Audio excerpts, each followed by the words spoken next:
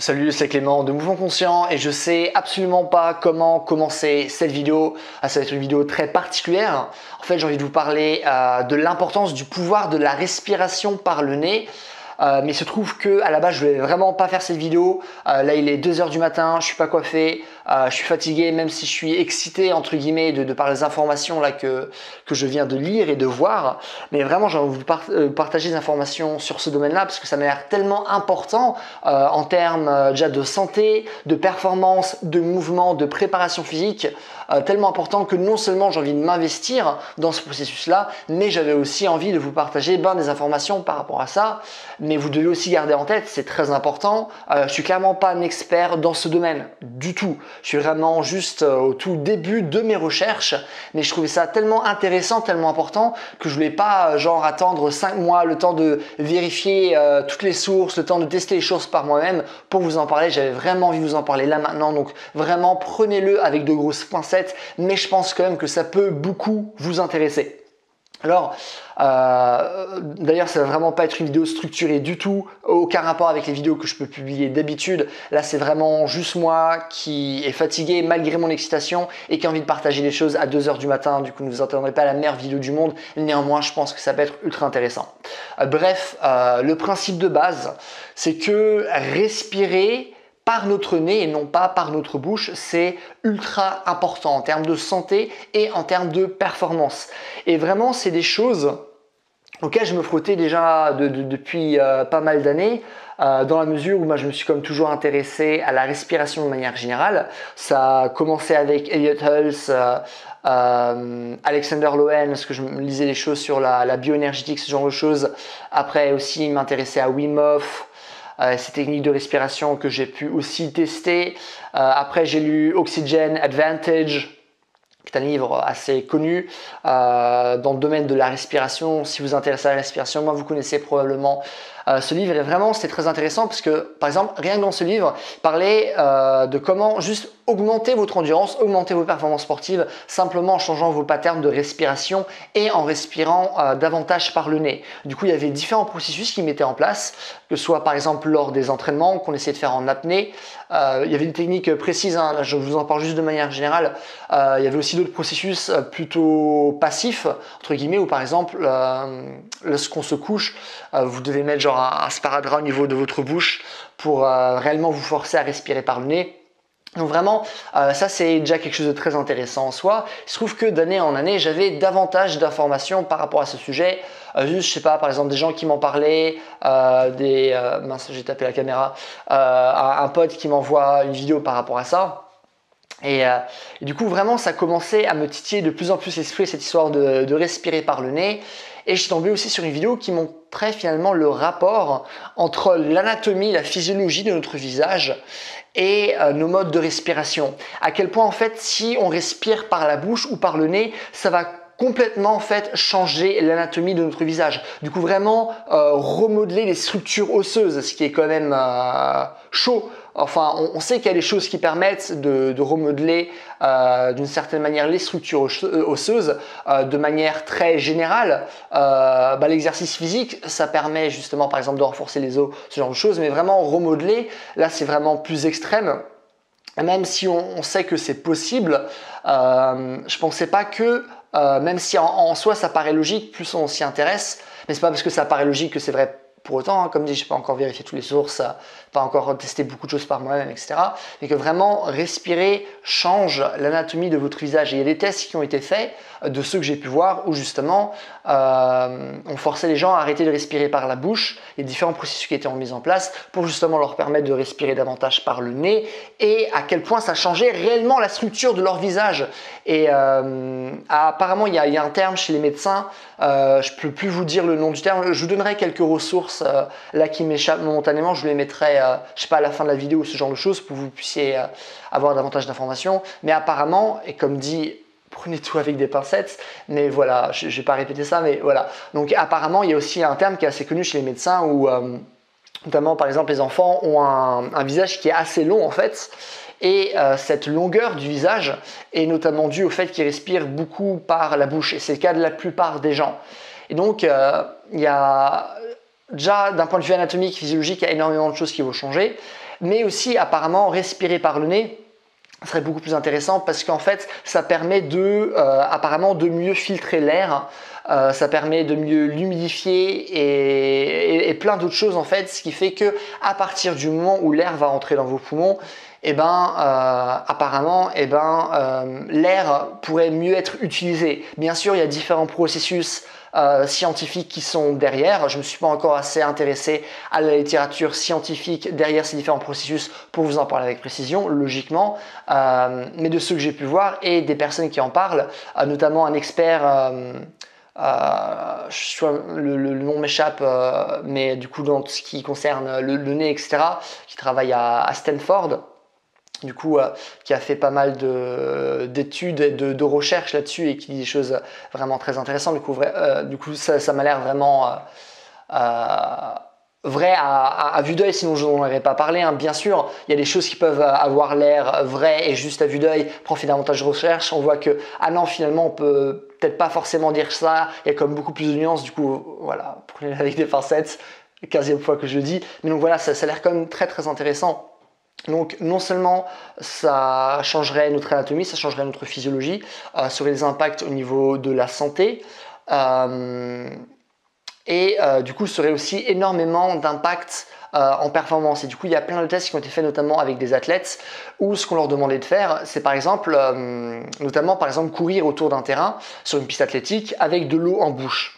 Et en fait, lorsqu'ils avaient fait leurs différentes courses, ils devaient recracher la même quantité d'eau qu'ils avaient pris dans leur bouche pour être sûr de les empêcher en fait de respirer par la bouche afin qu'ils puissent davantage respirer par le nez. Et donc ça, je trouvais ça très intéressant. Il a notamment dit un argument qui est vrai physiologiquement de manière générale. C'est une chose de laquelle j'ai pu vous en parler à plusieurs reprises sur ma chaîne. C'est que tout ce que vous n'utilisez pas avec votre corps, vous allez le perdre. Vous gagnez en masse musculaire, vous arrêtez de faire la muscu, vous perdez votre masse musculaire. Parce que votre corps, lui, il n'a pas de raison de garder certaines qualités physiques, physiologiques, si vous ne les utilisez pas. Pourquoi? Parce que maintenir ces différentes qualités, ces différentes structures corporelles, ça demande de l'énergie, ça demande des calories. À l'échelle de l'évolution, les calories, c'est quelque chose de rare. Du coup, notre corps ne va pas utiliser une ressource qui est rare à l'échelle de l'évolution pour quelque chose que vous n'utilisez pas. Et il y a vraiment énormément de recherches là-dessus. Je ne vais pas me répéter, mais il y a notamment le phénomène d'amnésie sensorie-motrice.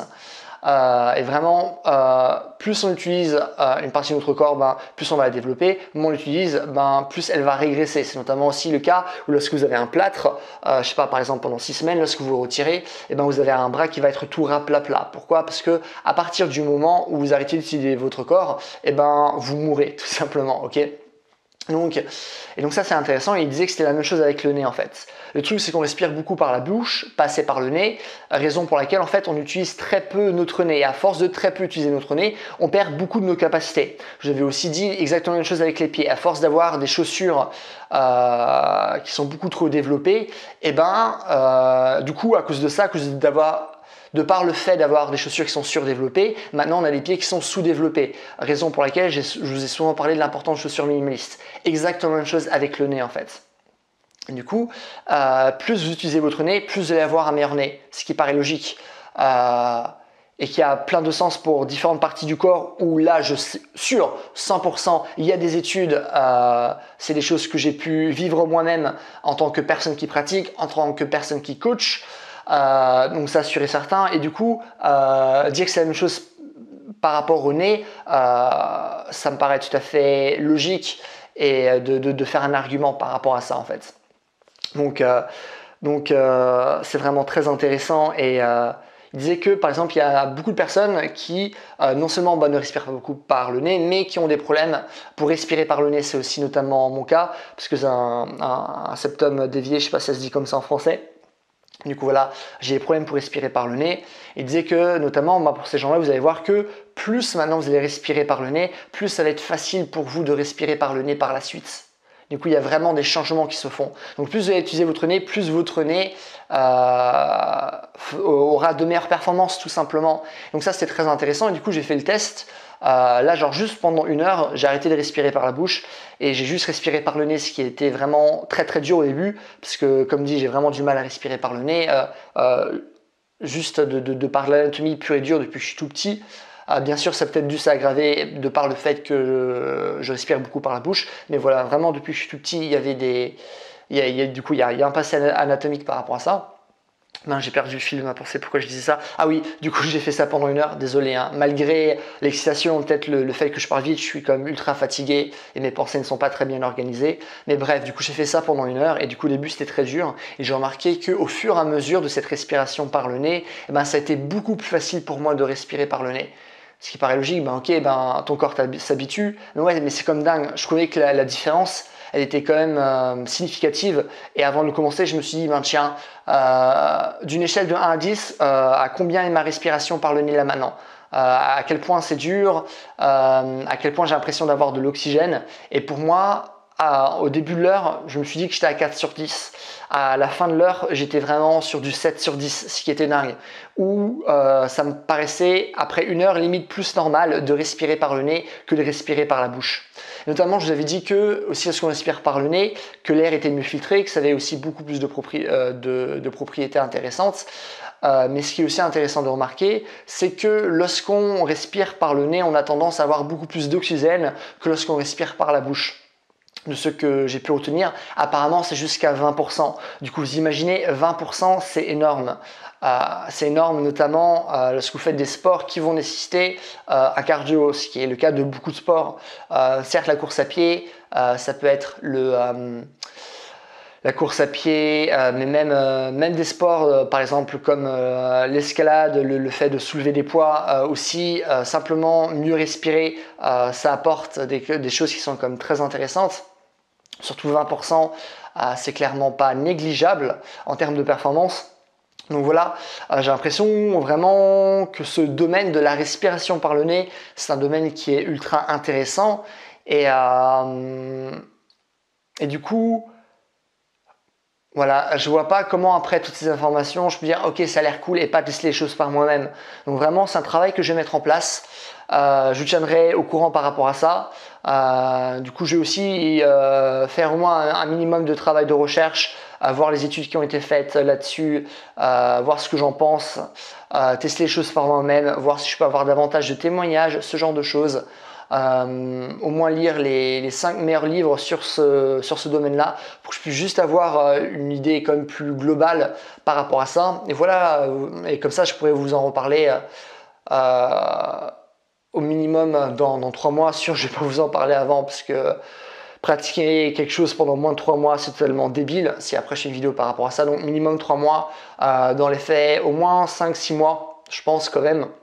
Et voilà, je vous en reparlerai, mais je pense que quand même de vous en avoir parlé là maintenant, je pense que c'est quand même très intéressant.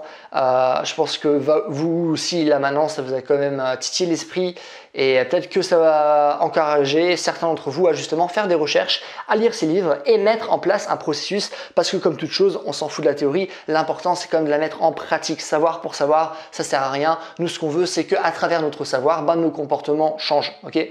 Donc voilà, ça qui va être intéressant. Et je vous tiendrai au jus. Donc je vous tiendrai au jus dans très longtemps, hein, dans 2021.